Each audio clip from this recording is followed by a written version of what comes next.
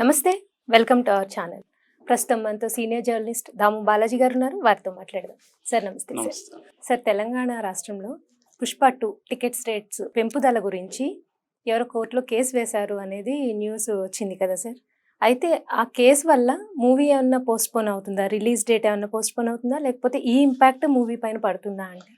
పుష్ప 2కి తెలంగాణ థియేటర్లలో పెంచుకోవడానికి గవర్నమెంట్ అనుమతి ఇచ్చింది. ఇది వచ్చేందంటే మన మల్టీప్లెక్స్ల్లో దాదాపు 500 నుంచి 435, 500 వరకు కూడా టికెట్ వెళ్ళే అవకాశం ఉంది. అంటే 100 నుంచి 130 రూపాయల వరకు పెంచుకునేదానికి పర్మిషన్ ఇచ్చారు. అట్లాగే దీంట్లో మన సింగిల్ స్క్రీన్లో 150 బాల్కనీ అయితే 150 పెంచుకోవచ్చు.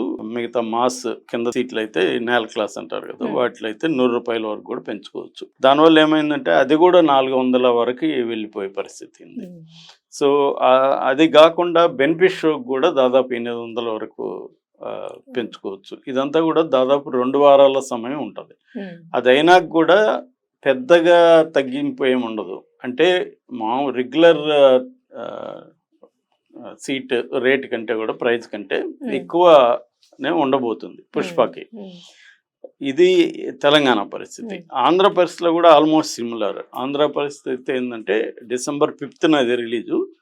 ముందు రోజే December 4th నైట్ 9:30కే బెనిఫిట్ షో వేస్తారు. బెనిఫిట్ షో అంటే ఒకప్పుడు ఏంటి బెనిఫిట్ షో అంటే ఆ డబ్బులతో ఏదో ఒక సామాజిక కార్యక్రమానికి వాడడాన్ని బెనిఫిట్ షో అంటారు.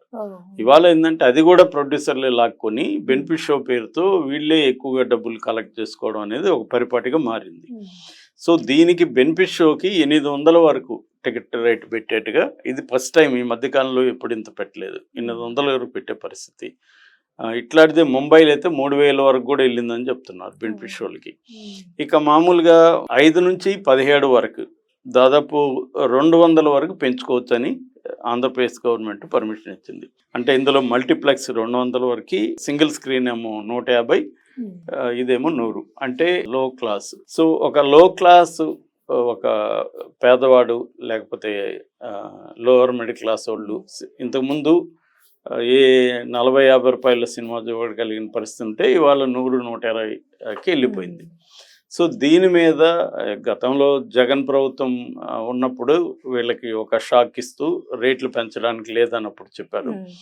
దాని మీద కూడా కోర్టుకి వెళ్ళారు. కోర్టు కూడా అది గవర్నమెంట్ ఇష్టము అని చెప్పినట్టుగా చేతులు ఎత్తేసింది. దాని తర్వాత వీళ్ళేవో జగన్తో వెళ్ళి అక్కడ మాట్లాడుకున్నారు. దాని తర్వాత జగన్ కొన్ని రూల్స్ కండిషన్ పెట్టారు. అదేంటంటే 40% వరకు ఇక్కడ షూట్ చేయాలి, తర్వాత 100 కోట్లు దాటి ఉండాలి బడ్జెట్, వితౌట్ ఎక్స్క్లూజివ్ ఆఫ్ ఆర్టిస్ట్ల రెమ్యునరేషన్. ఇట్లా కొన్ని రూల్స్ పెట్టి అవన్నీ మీట్ అయితే మేము పెంచుకోవడానికి పర్మిషన్ ఇస్తామని అన్నాడు. ఆ రకంగా వీళ్ళు కొంత చేసుకున్నారు. అయితే ఇప్పుడు అక్కడ చంద్రబాబు ప్రభుత్వం ఉంది. జగన్ నిర్ణయాలన్నింటినీ తిరగదోడే కార్యక్రమంలో చంద్రబాబు ప్రభుత్వం కూడా అందరికీ ఇస్తుంది. లాస్ట్ ఇంతకుముందు కూడా ఇచ్చింది, ఇప్పుడు కూడా పెంచింది. ఇక్కడ ఆల్రెడీ రేవంత్ రెడ్డి కొంత ఇక్కడ ఇంతకుముందు కూడా కేసీఆర్ ప్రభుత్వంలోనే ఇబ్బంది ఏం లేదు, ఇప్పుడు కూడా సినిమా ఇండస్ట్రీకి పెద్ద ఇబ్బంది ఏం లేదు. సో ఆ రకంగా ఇద్దరు పెంచారు. మామూలుగా జనరల్గా చాలామంది చెప్పే లాజిక్ ఏమంటే అదొక వ్యాపారం సినిమా అనేది. అది 500 కోట్లు 600 కోట్లు పెట్టి తీస్తారు. తీసినప్పుడు డబ్బులు వెనక్కి రావాలి కదా, కాబట్టి వాళ్ళు ఇష్టం వచ్చిన రేట్లు పెట్టుకుంటారు. మీకు ఇష్టం ఉంటే చూడండి, లేకపోతే లేదు, మిమ్మల్ని ఎవరు బలవంతం చేయట్లేదు కదా అనేది వీళ్ళు చెప్తున్నారు.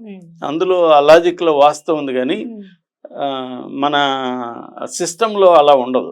ఇప్పుడు మన వాటర్ బాటిల్ ఉంది, వాటర్ బాటిల్ నేను 150 పెడతానంటే సిస్టమ్ ఒప్పుకోవాలి. ప్రతిదానికి ఇప్పుడు ఫోను టారిఫ్స్ ఉన్నాయి, టారిఫ్స్ కూడా ట్రాయ్ అనుమతి కావాలి. అట్లా అంటే లేదంటే ఏమవుతుందంటే ఇష్టం వచ్చినట్టుగా పెంచి కన్జ్యూమర్స్ని, అందుకని కన్జ్యూమర్ చట్టాలు ఉంటాయి, కన్జ్యూమర్స్కి కూడా ప్రొటెక్షన్ ఉంటుంది. ఎవరి పాటికి వాళ్ళు మా ఇష్టం వచ్చిన రేటు పెట్టుకుంటాం, ఇష్టం అయితే కొనుక్కో లేకపోతే లేదు అనడానికి లేదు. ఇప్పుడు బస్ స్టాండ్లో పోతాము, వాటర్ బాటిల్ బయట 20 రూపాయలు ఉంటే అక్కడ 50 రూపాయలకి అమ్మితే మనం కంప్లైంట్ చేయొచ్చు. సో కంప్లైంట్ చేసినప్పుడు చర్య తీసుకుంటారు. సో ఇలాగా ఒక రెగ్యులేషన్ అనేది ప్రైవేట్ ఫర్మ్స్ మీద ప్రపంచవ్యాప్తంగా ఉంది, అది ఇండియాలోనే కదా. రెగ్యులేషన్ అనేది లేకపోతే ఇష్టం వచ్చినట్టుగా కన్జ్యూమర్స్ని వీళ్ళు దోచుకునే అవకాశం ఉంది. ఇప్పుడు ఒక నాణ్యత థియేటర్లన్నీ ఒక రకంగా లేవు. కొన్ని థియేటర్లు చాలా ఘోరమైన సౌండ్, ఘోరమైన, నేను ఆ మధ్య కూడా చూసాము, వాళ్ళు బల్బ్ వేస్తారు అన్నమాట. బల్బ్ వేస్తే బాగా ఫోకస్ ఉంటుంది. ఈ బల్బ్ ఎక్కువ కాలం రావాలని అని చెప్పి ఏం చేస్తారంటే, చిన్న సినిమాలకి ఎవరు పెద్ద పట్టించుకోరు అనేది బల్బ్ డిమ్ చేస్తారు. సో బల్బ్ డిమ్ చేయడంలో చూసే ప్రేక్షకుడికి ఒక మంచి ఫీలింగ్ రాదు. సో దానివల్ల ఇప్పుడు పెద్ద సినిమాలు ఏం చేస్తారంటే వాళ్ళతో గట్టిగా మాట్లాడుకొని బల్బు పెంచుకుంటారు. ఇలాగా థియేటర్లు కూడా ప్రజల్ని, కన్జ్యూమర్స్ని మోసాలు చేసే సందర్భాలు బోల్డ్ ఉన్నాయి. అందువల్ల ఆ యాంగిల్ నుంచి ఒక కన్జ్యూమర్గా నా ఇష్టం వచ్చినట్టు నేను పెంచుకుంటా, నీకు ఇష్టం ఉంటే కొనుక్కోలేదా లేదని మాట్లాడడానికి లేదు. ఈ దేశంలో ప్రతి దానికి చట్టాలు ఉంటాయి. ఆ చట్టాలు లోబడే వ్యాపారాలు చేయాలి తప్ప నేను నా ఇష్టం వచ్చినంత రేటు పెడతాను, నీకు ఇష్టం ఉంటే లేదని. ఇప్పుడు మనం సూపర్ మార్కెట్లకి వెళ్తాము, అక్కడేదో సబ్బు కొంటాము, సబ్బు నా ఇష్టం వచ్చినట్టు పెంచుతాను అనేది లేదు. దాని మీద ఎంఆర్పి రేట్ అనేది ఒకటి ఫిక్స్ ఉంటుంది. ఎంఆర్పి రేట్ ప్రకారం అమ్మాలి. ఇప్పుడు నిన్ననే చంద్రబాబు అక్కడ వైన్స్ గురించి ఎంఆర్పి కంటే ఎక్కువ అమ్మితే 5 లక్షలు ఫైన్ అని వేస్తారు. ఎందుకు వేశారు? అది కూడా ఇదే లాజిక్. మరి నా ఇష్టం బ్రాందీ నేను క్వార్టర్ 300కి అమ్ముతాను, 400కి అమ్ముతాను, ఇష్టం ఉంటే కొనుక్కోలేదని అతను కూడా అనొచ్చు కదా. ఎందుకు అనడానికి వీల్లేదంటే ప్రతిదానికి కొన్ని చట్టాలు ఉంటాయి, రూల్స్ ఉంటాయి, దాన్ని బిజినెస్లు కూడా ఫాలో కావాలి. అలాగా ఇప్పుడు మనకేమో ఇది ఒక ఎంటర్టైన్మెంట్ కాబట్టి మనం డబ్బులు ఇచ్చి వెళ్తాము. ఇప్పుడు ఎందుకంటే ఆ సినిమా ఎలా ఉంటుందో తెలియకుండా కదా వెళ్తాము ఫస్ట్లో. సో తెలియకుండా వెళ్ళినప్పుడు ఆ సినిమా ఫర్ ఎగ్జాంపుల్ బాగాలేదనుకో, రిటర్న్ ఏమన్నా ఇస్తారా? వీళ్ళు ఎవరు కదా. కాబట్టి దీని మీద ఇప్పుడు వెళ్ళారు. ఇప్పుడు కాసేపు పుష్ప వాళ్ళ ప్రొడ్యూసర్ల వైపు నుంచి ఆలోచిస్తే వాళ్ళు ఒక 500 కోట్లు పెట్టారు.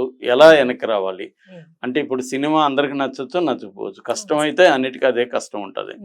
సో అందుకని వాళ్ళు ఏం చేస్తున్నారంటే, ఈ మొదటి 1 వీక్లో 10 డేస్లోనే సినిమా బాగున్నా బాగాలేకపోయినా డబ్బులు వచ్చే ఒక మెథడ్ని వాళ్ళు ఎవాల్వ్ చేసుకున్నారు.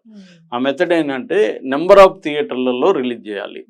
హైప్ విపరీతంగా మార్కెటింగ్కి, మొత్తం సినిమాకు ఒక 400 కోట్లు పెడితే మార్కెటింగ్ ఒక 50 నుంచి 100 కోట్లు ఖర్చు పెట్టాలి. సో హైప్ చేసి మన ఈ కన్జ్యూమర్స్ కావచ్చు, సినిమా లవర్స్ని ఒక టెంప్టేషన్కి గురి చేసి ఫస్ట్లోనే ఎంతైనా కొని చూడాలి అన్న ఒక ఇది చేసి గవర్నమెంట్తో మాట్లాడుకొని పెంచుకోవడం. దీనివల్ల గవర్నమెంట్కి కూడా ఆదాయం వస్తుంది. ఎందుకంటే జిఎస్టీ వెళ్తుంది కదా, గవర్నమెంట్కి కూడా నష్టం లేదు దీనివల్ల. కాకపోతే నష్టపోయేది ఎవరు అంటే కన్జ్యూమర్సే. కాకపోతే వాళ్ళు ఏం చెప్తారు, నీకు ఇష్టం లేకపోతే నిన్నోడు చూడమన్నారా అంటారు. కానీ సో ఇంకొక అంశం ఏంటంటే, ఇప్పుడు ఈ సినిమాకి పుష్ప 2కి 300 కోట్లు అతనికి ఇచ్చారని చెప్తున్నారు. ఎవరికి? అల్లు అర్జున్కి 300 కోట్లు. అతనేమి ట్యాక్స్ చూపించడు, బయటికి చెప్తారు కానీ అంత చూపించరు. సో ఒక పక్క గవర్నమెంట్ని, ప్రొడ్యూసర్లు కావచ్చు, హీరోలు కావచ్చు మోసం చేసి ట్యాక్స్ కొడతారు. రెండో వైపు